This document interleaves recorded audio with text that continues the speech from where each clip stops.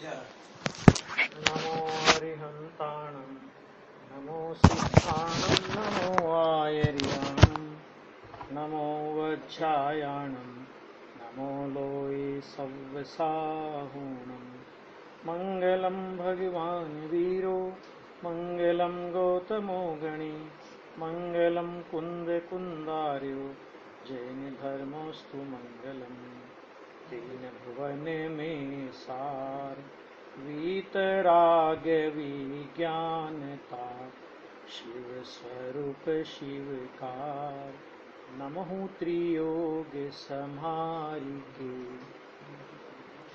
छड़ाला नाम का ये गागर में सागर जैसा छोटा सा लेकिन बहुत मर्म अपने आप में समेटे हुए ऐसा अद्भुत ग्रंथ है। अध्यात्म के प्रेमी कविवर पंडित दौलत राम जी के द्वारा इस महान ग्रंथ की रचना भव्य जीवों के हितार्थ हुई है।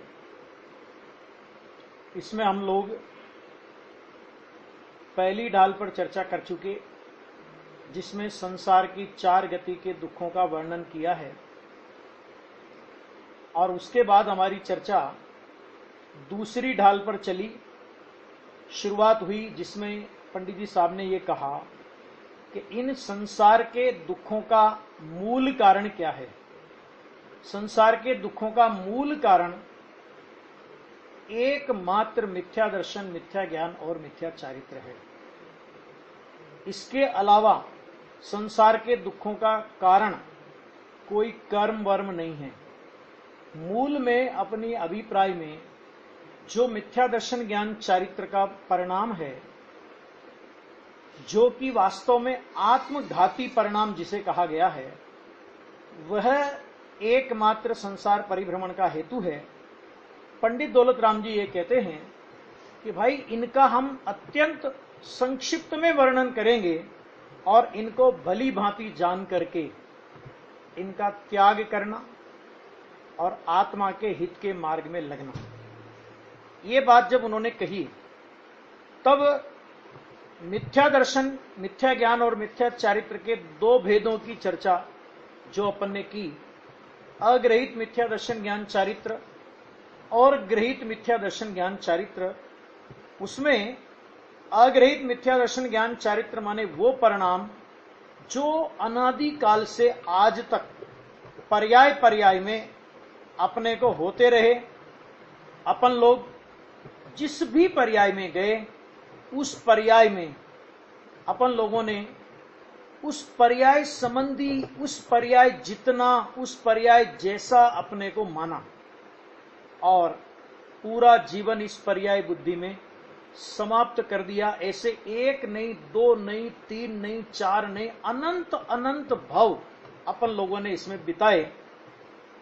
और अभी भी जब ऐसा अवसर अपने को मिला है मनुष्य भव का, और इस वीतरागी तत्व ज्ञान को सुनने और समझने का जब अपने को अवसर मिला, और ऐसे अवसर में भी यदि हम वही कार्य करते रहें, तो फिर ये कहना पड़ेगा कि नर देह की यह हार है, संसार का बढ़ना, अरे नर देह की यह हार है।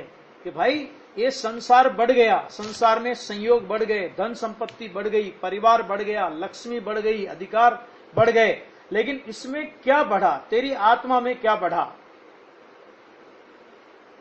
ये एक विचारणीय बिंदु हमारे सामने है। तो उस संदर्भ में पंडित जी साहब ने जो कल चर्चा शुरू की थी, उनने मोक्ष मार्ग में लगने के लिए कि भाई जीवादि प्रयोजन भूत तत्व, 7 तत्व की चर्चा कल शुरू हुई थी अपनी, और उसमें अपन लोग जीव तत्व के संबंध में चर्चा कर रहे थे कि क्या तो जीव तत्व का स्वरूप है और अज्ञानी जीव किस प्रकार जीव तत्व के स्वरूप को समझता है। उसमें जिन बिंदुओं पर चर्चा हो गई, मैं एक बार फिर से उन बिंदुओं को जरा दोहराता हूं। देखिए,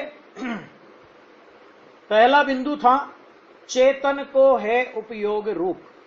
इसके अपन ने दो अर्थ किए थे, एक भगवान आत्मा का त्रैकालिक स्वभाव और एक भगवान आत्मा का वर्तमान परिणमन।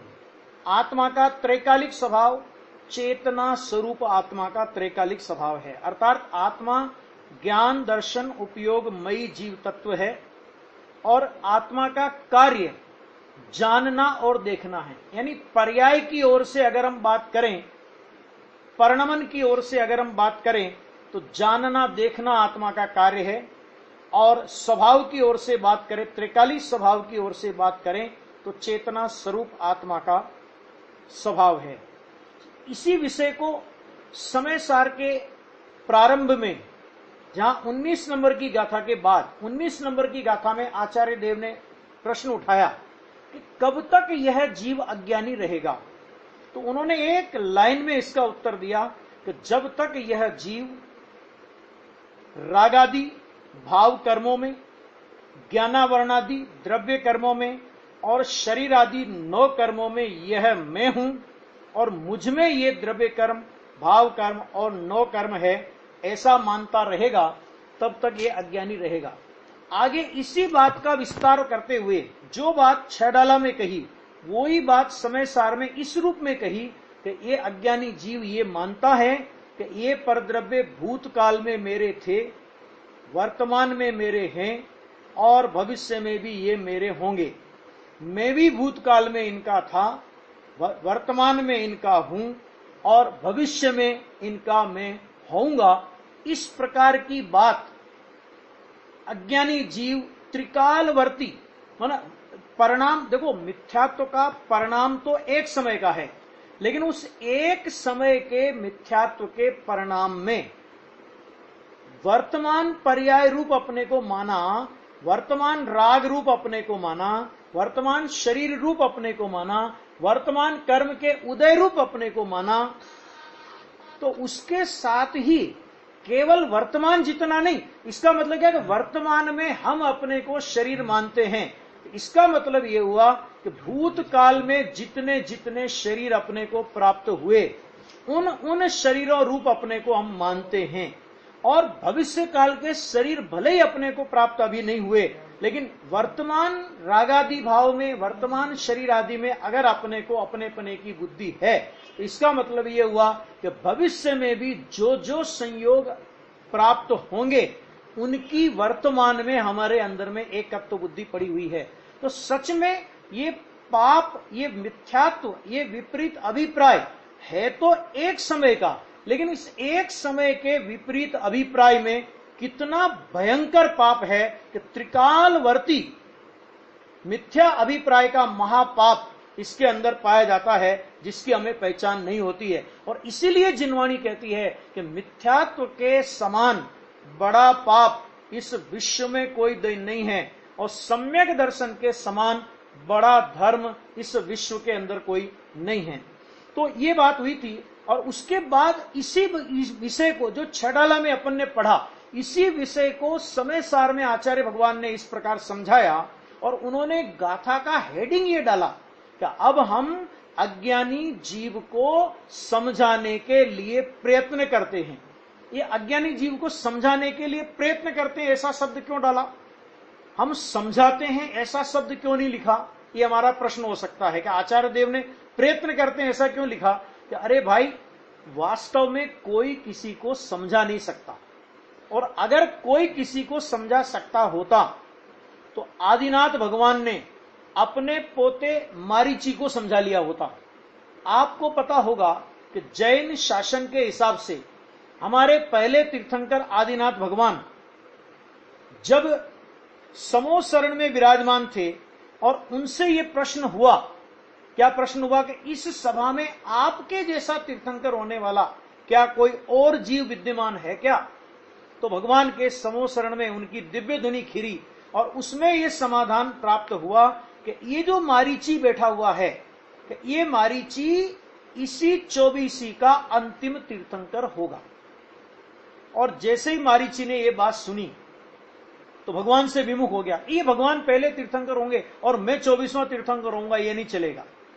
और इस प्रकार वो भगवान के विरोध में झंडा लेकर के खड़ा हो गया। अब आप विचार करिए जरा कि पूरा परिवार मोक्ष मार्ग में है, दादाजी तीर्थंकर है, पिता जिन्होंने 6 खंड को विजित किया, 6 खंड के विजेता हुए, ऐसे भरत चक्रवर्ती जिसके पिता हैं, कामदेव बाहुबली हैं, गणधर की सभा में चाचा वृषभ सेन हैं, आर्यकाओं की सभा में ब्राह्मी और सुंदरी नाम की आर्यका जिनकी बुआ थी, ऐसे सारा परिवार मोक्ष मार्ग की आराधना कर रहा था। लेकिन वो मोक्ष मार्ग की आराधना करने वाले एक जीव को सुधार नहीं सके। तो वास्तव में सुधार नहीं सकते, कोई किसी को समझा नहीं सकता, लेकिन ज्ञानी को समझाने का विकल्प आता है। तो आचार्य भगवान ने कहा कि हम समझाने का प्रयत्न करते हैं। माने ये अभिप्राय तो ज्ञानी को होता ही नहीं कि कोई किसी को समझा सकता है, लेकिन उनको एक विकल्प आया और उस विकल्प की पूर्ति उन्होंने की। और उन्होंने उस गाथा में ये बात कही कि भैया, सर्वज्ञ परमात्मा ने अपने ज्ञान में जीव को उपयोग स्वरूप देखा है। वो उपयोग स्वरूप जो शुद्धात्मा है, कि वो उपयोग स्वरूप शुद्धात्मा पुद्गल कैसा हो गया, वो पुद्गल कैसे हो गया कि जो तू इस पुद्गल को अपना कहता है। ये कहकर के उन्होंने ये इसी बात को, जो बात पंडित जी साहब ने कही वही बात समय सार में कही, वही बात अलग अलग आचार्यों ने अलग अलग ग्रंथों में कही।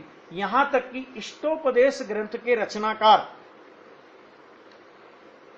पूज्यपाद स्वामी ने तो यहां तक कहा, उनसे पूछा कि सारे जिनागम का सार क्या है, तो पूज्यपाद आचार्य भगवान बोले, जीव जुदा पुद्गल जुदा, यही तत्व का सार, अन्य कछु व्याख्यान सब यहीं को विस्तार। कि अरे भाई, जीव अलग है और पुद्गल अलग है, सारे तत्व ज्ञान का सार इतना है।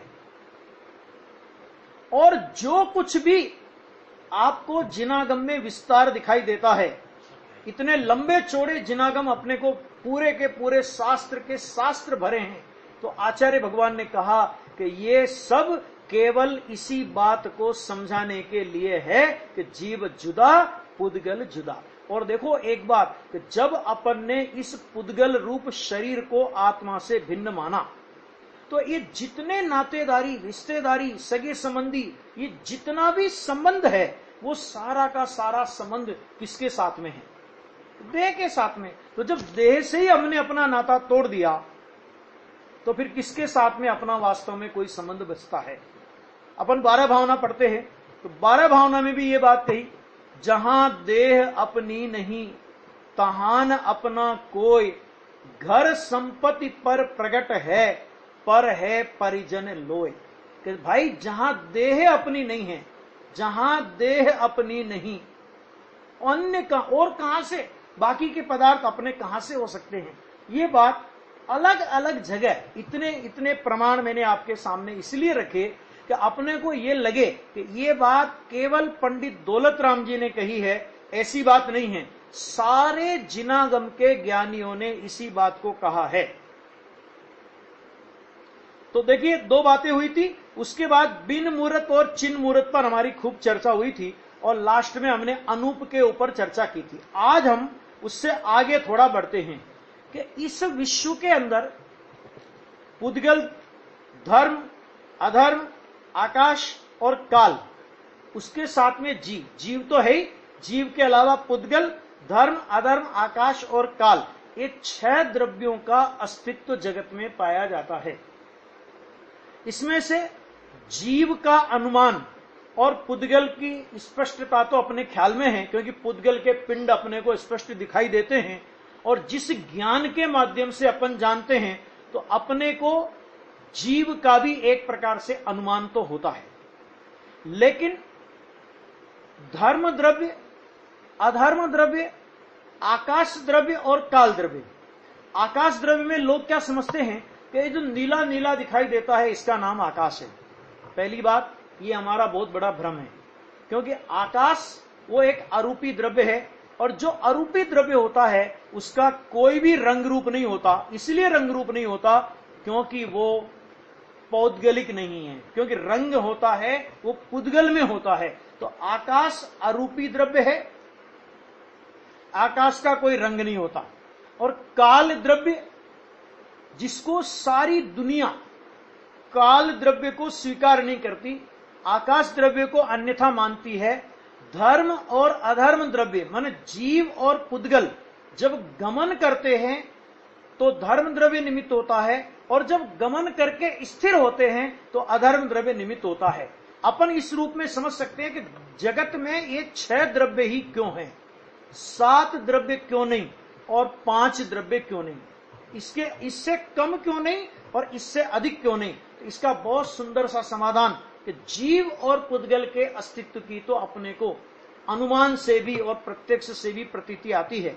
अब जीव और पुद्गल के अपन कार्यों को देखें कि जीव और पुद्गल क्या काम करते हैं। कि जीव और पुद्गल या तो चलते हैं, एक क्षेत्र से दूसरे क्षेत्र में गमन करते हैं, गमन करके वो कहीं न कहीं स्थिर हो जाते हैं, जगत में कहीं न कहीं रहते हैं और अपनी अवस्थाओं का निरंतर परिणमन करते हैं, अपनी अवस्थाओं को निरंतर बदलते हैं। 4 काम कौन कौन से हुए? 4 काम हुए, वे चलते हैं, वे ठहरते हैं, वे रहते हैं और वो अपनी अवस्थाएं निरंतर बदलते हैं।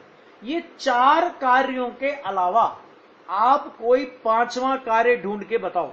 5वां कोई कार्य जगत में है नहीं और इसीलिए जीव और पुद्गल के अलावा 4 द्रव्य और माने कुल मिलाकर के 6 द्रव्यों से ज्यादा कोई द्रव्य है नहीं। जीव पुद्गल जब गमन करते हैं तो धर्म द्रव्य निमित्त होता है, जब गमन पूर्वक स्थिर होते हैं तो अधर्म द्रव्य निमित्त होता है, जब वे अपने अपने प्रदेशों में रहते हैं तो उनके रहने में जो निमित्त होता है उसे आकाश द्रव्य कहते हैं, और वे अपनी अपनी अवस्था रूप से परिणमन करते हैं तो उसमें काल द्रव्य का निमित्तपना होता है। इस प्रकार ये जगत के अंदर 6 द्रव्य पाए जाते हैं। तो इसमें से अपन जीव को अलग करें और उसमें भी अपने जीव को अलग करें। अपने जीव के अलावा एक और विश्व में अपना जीव और दूसरी और विश्व में अपनी आत्मा के अलावा अनंत जीव, अनंतानंत पुद्गल, धर्म द्रव्य एक, अधर्म द्रव्य एक, आकाश द्रव्य एक और काल द्रव्य लोक प्रमाण असंख्यात। तो पंडित जी साहब ने सबसे पहले तो उन द्रव्यों के अस्तित्व की सिद्धि की। माने विश्व में यदि कोई एक ही द्रव्य माने और ये माने कि नहीं विश्व में कोई दूसरा द्रव्य है ही नहीं, एको ब्रह्म द्वितीयो नास्ति, तो ऐसा बिल्कुल नहीं है।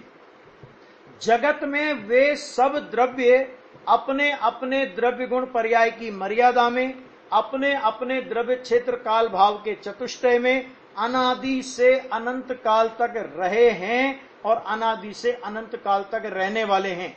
तो ऐसी जगत के अंदर व्यवस्था है, लेकिन उन सब द्रव्यों से इनते न्यारी है जीव चाल। माने मुझ जीव तत्व का स्वरूप पुद्गल से न्यारा है, धर्म द्रव्य से न्यारा है, अधर्म द्रव्य से न्यारा है, आकाश द्रव्य से न्यारा है, काल द्रव्य से न्यारा है। मेरे कार्यों में इनका निमित्तपना होने पर भी, चलने में धर्म का, ठहरने में अधर्म का, रहने में आकाश का और परिणमन में काल द्रव्य का निमित्तपना होने पर भी इनका स्वरूप और मेरा स्वरूप सर्वथा न्यारा न्यारा है।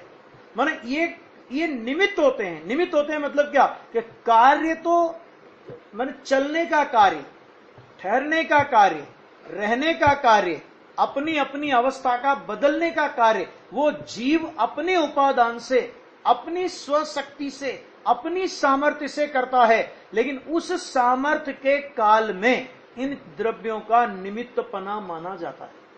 और जहां हम निमित्त की भाषा का तो प्रयोग करते हैं, लेकिन हमारे अभिप्राय में पड़ा रहता है कर्ता कर्मपना।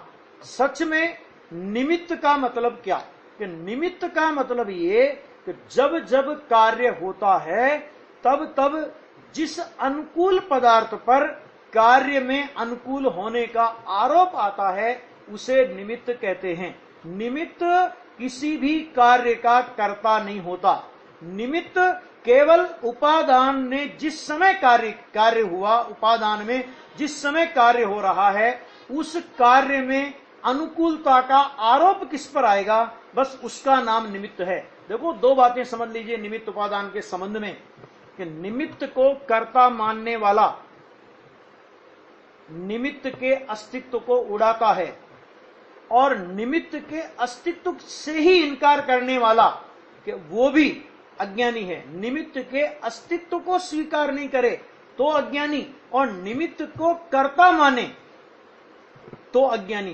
क्योंकि अगर हमने निमित्त को उस कार्य का कर्ता माना तो फिर वो निमित्त नहीं रहा, वो उपादान हो गया। तो पंडित जी साहब ने यहां पर कहा कि इनते न्यारी है जीव चाल, माने मेरा स्वरूप पुद्गल से, धर्म द्रव्य से, अधर्म से, आकाश से, काल द्रव्य से, अरे विश्व के अनंत जीवों से मेरा स्वरूप न्यारा है। क्या मतलब कि देखो, जीव का स्वरूप, मेरा स्वरूप न्यारा है, मेरा चाल, मेरा परिणमन न्यारा है। मैं अगर अपने स्वभाव का आराधन करके मुक्ति को प्राप्त करना चाहूं तो अनंत सिद्धालय, अनंत परमात्मा, इंद्र, अहमिंद्र, नरेंद्र मेरी मुक्ति को रोक नहीं सकते। और अगर आत्मा अपने स्वभाव की विराधना करके निगोद जाना चाहे, अगर अपनी आत्म स्वभाव की विराधना करके यदि वो निगोद जाता है, संसार परिभ्रमण का चक्र चालू रखता है, तो उसे अनंत परमात्मा बचा नहीं सकते। कहने का मतलब क्या है कि जीव का स्वरूप न्यारा है और पुद्गल का स्वरूप न्यारा है, अन्य द्रव्य, अन्य जीवों का स्वरूप न्यारा है। मेरे जीव तत्व से अन्य जीव का वास्तव में कोई संबंध नहीं है। इस बात को नहीं जान करके क्या करता है, पंडित जी ने आगे लिखा, ताको न जान, मैंने इतनी इतनी बातें जो आई कि आत्मा का स्वभाव, ज्ञान दर्शन उपयोग में जीव तत्व, ताको न जान, एक एक बात पर ये 4 बोल लगेंगे। पहले ताको न जान, तो जब इस बात को नहीं जाना तो क्या किया कि विपरीत मान करी, कि विपरीत मान्यता की। विपरीत मान्यता करके क्या किया कि करे देह में निज पिछान, मैंने शरीर में और शरीर आश्रित क्रियाओं में, शरीर में और शरीर आश्रित क्रियाओं से अपनी पहचान करता है। हम धर्म का संबंध शरीर के साथ जोड़ते हैं, हम पाप का संबंध शरीर के साथ जोड़ते हैं, हम पुण्य का संबंध शरीर के साथ जोड़ते हैं। माने शरीर की किसी क्रिया विशेष का नाम हमने पाप रख दिया, शरीर की किसी क्रिया विशेष का नाम हमने पुण्य रख दिया, और शरीर की किसी क्रिया विशेष का नाम हमने धर्म रख दिया। सच्चाई क्या है? सच्चाई यह है कि आत्मा के सन्मुख झुकी हुई परिणति का नाम धर्म है, और आत्मा से बहिर्मुख हुई परिणति, अगर वो बहिर्मुख परिणति देव शास्त्र गुरु के प्रति समर्पित है, यम नियम संयम में लगी हुई है, व्रत उपवास आदि की परिणाम में लगी हुई है, तो उस प्रकृति, उस प्रवृत्ति को, उस परिणाम को पुण्य परिणाम कहेंगे। और अगर 5 इंद्रिय के विषय भोगों में लगी हुई है तो उस परिणाम को पाप परिणाम कहेंगे। मतलब परिणाम से पाप है, आत्मा के परिणाम से पुण्य है, आत्मा के परिणाम से धर्म है, और हम धर्म का माप, हम पाप का माप, हम पुण्य का माप शरीर और शरीर की क्रियाओं के माध्यम से करते हैं, और पूरा जीवन उसी में बिता देते हैं। हर जगह हम अपनी पहचान देह से करते हैं। अभी हमसे पूछे आपकी उम्र कितनी है, तो हमारा सीधा सा उत्तर होगा, कोई कहेगा 20 साल, कोई कहेगा 30 साल, कोई कहेगा 40 साल, कोई कहेगा 50 साल। चलो, लोक में लोक व्यवहार की भाषा का प्रयोग करने में भी कोई आपत्ति नहीं है, क्योंकि आप आधार कार्ड बनाने जा रहे हो और वहां अगर आपसे पूछे कि आपकी उम्र क्या है, और अगर आप वहां पे ये कहो कि मैं तो अनादि अनंत आत्मा हूं, तो वो आपको पागल खाने भेजने की बात करेगा। लोक में लोक की भाषा का प्रयोग करने में कोई आपत्ति नहीं है, लेकिन हम ये विचार करें कि जिस समय हम ये कह रहे हैं कि हमारी उम्र 20 साल है, हमारी 30 साल है, हमारी 40 साल है, हमारी 50 साल है, क्या उस समय हमारे चित्त में ये बात आती है कि अरे मैं तो अनादि अनंत ध्रुव चैतन्य सत्ता हूं? ये जो उम्र कही जा रही है ये तो देह की उम्र है।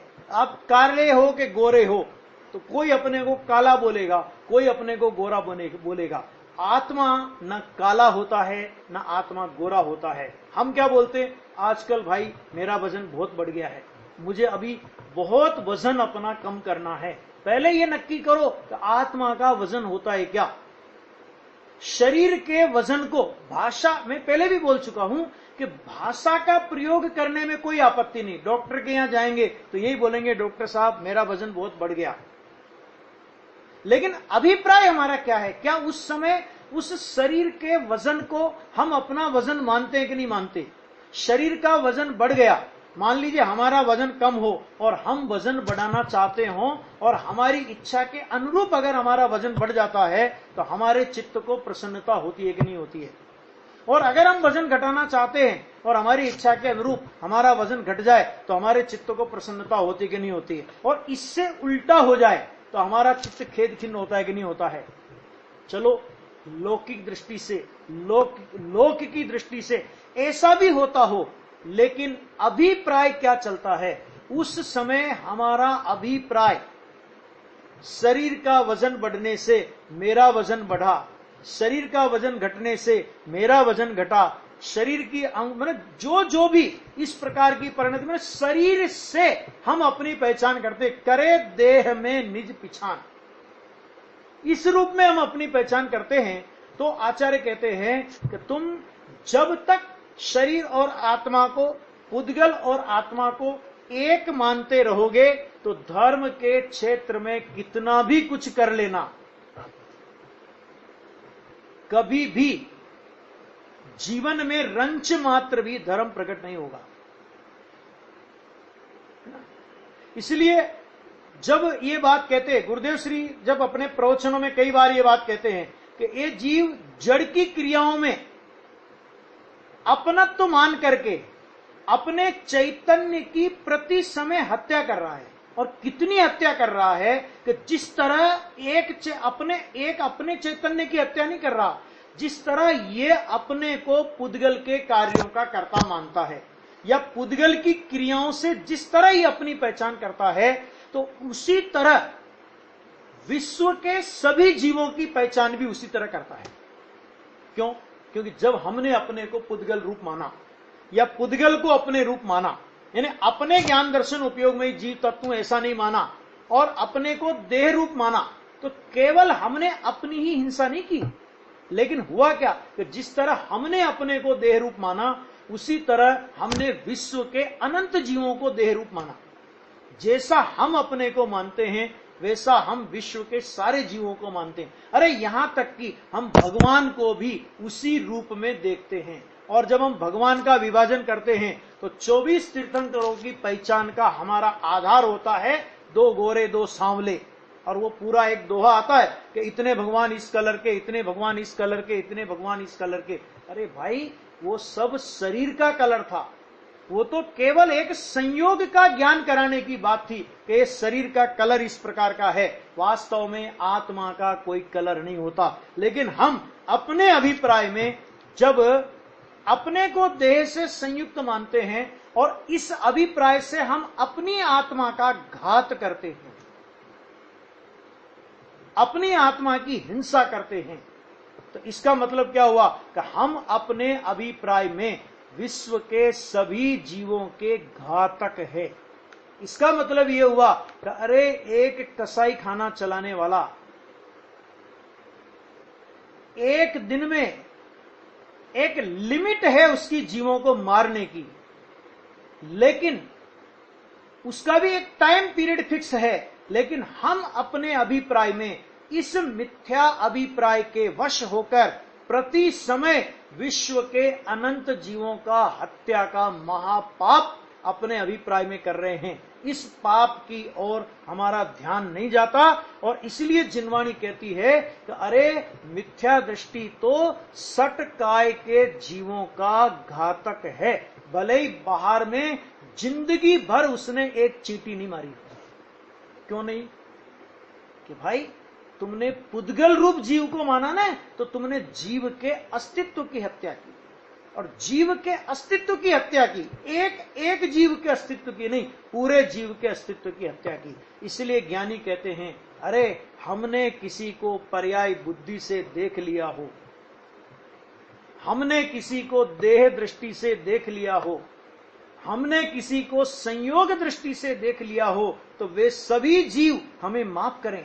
क्यों? क्योंकि हम अपने को पर्याय दृष्टि से नहीं देखते, हम अपने को देह दृष्टि से नहीं देखते, हम अपने को संयोग दृष्टि से नहीं देखते, तो जगत का कोई जीव हमें देह रूप, हमें संयोग रूप दिखाई नहीं देता। ऐसा अद्भुत चमत्कार, एक छोटा सा अभिप्राय का खेल है। जैन दर्शन में एक मात्र अभिप्राय का खेल है। एक छोटा सा अभिप्राय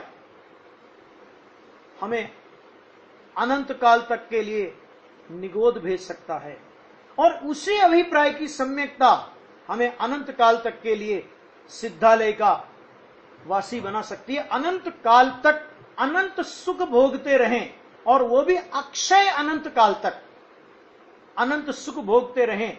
एक सम्यक अभिप्राय का फल ये, और एक मिथ्या अभिप्राय का फल ये कि हम एक मिथ्या अभिप्राय के वश होकर अनंत काल तक के लिए, भले ही वो अक्षय अनंत नहीं है, लेकिन वो अनंत काल है, और वो अनंत काल तक निगोद में जाकर के एक ऐसी गति के मेहमान हम लोग हो जाएं कि जहां पर अनंत काल तक के लिए एक जिनवाणी सुनने का योग भी अपने हाथ से जाता रहे।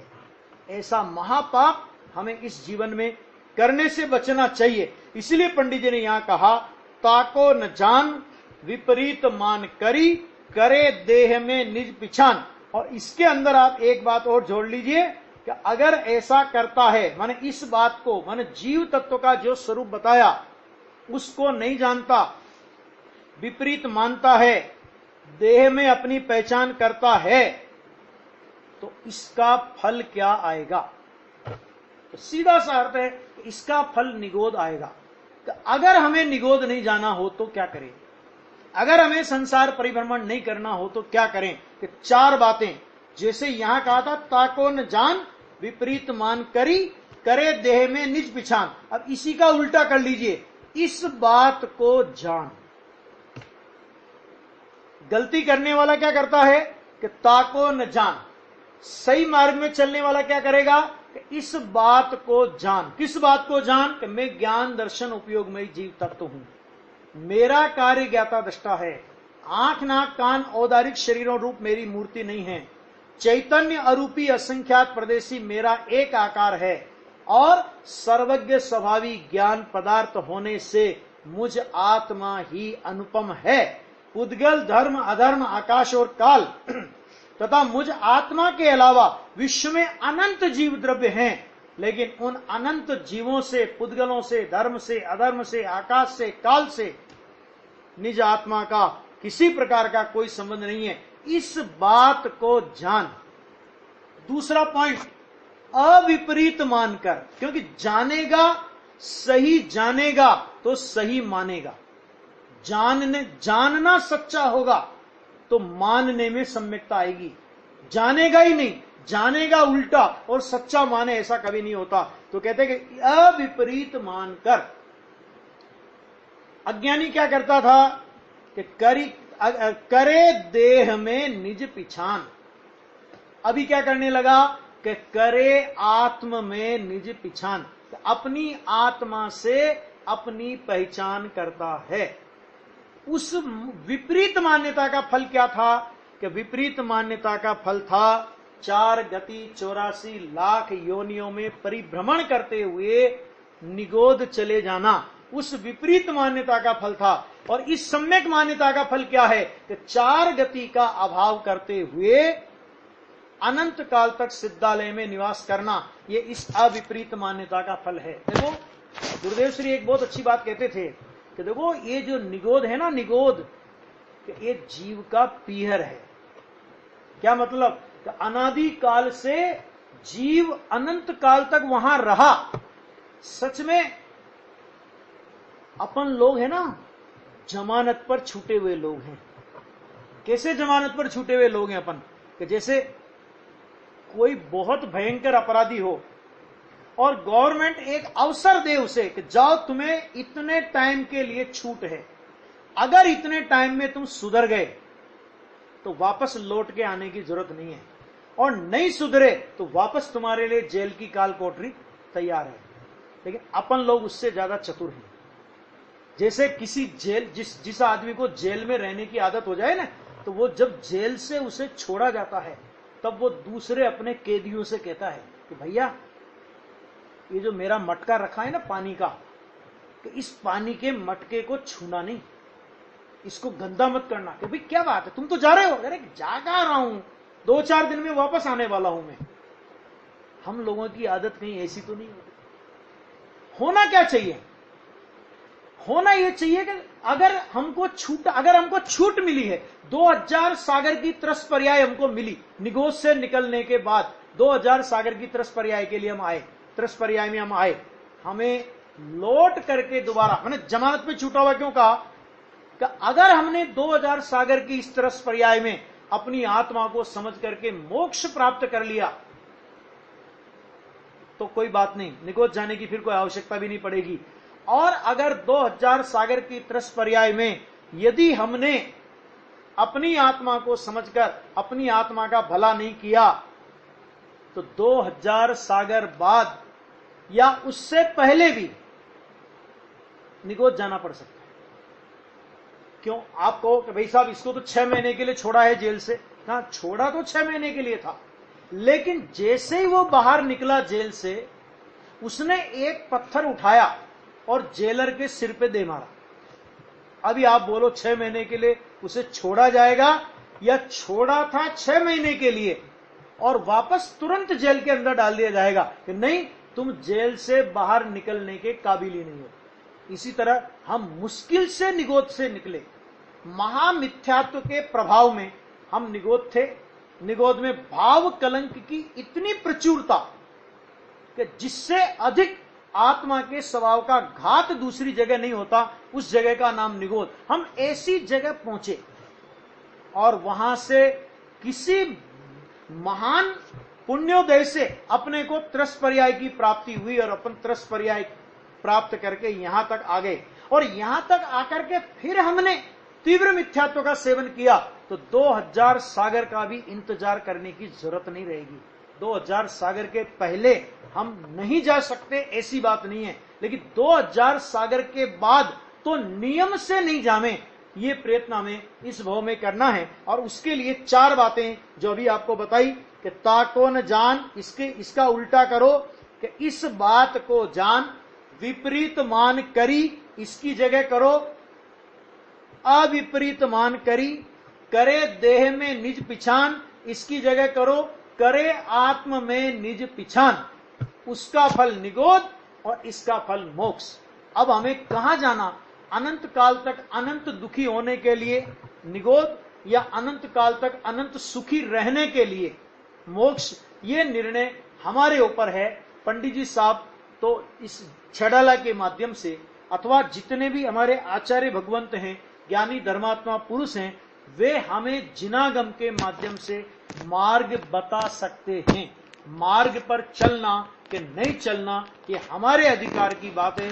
यदि हम चलेंगे तो हमारा भला होगा और यदि हम नहीं चलेंगे तो हमारा ही बुरा होगा। आचार्य भगवंतों का और ज्ञानी भगवंतों का उसमें कुछ भी बुरा होने वाला नहीं है।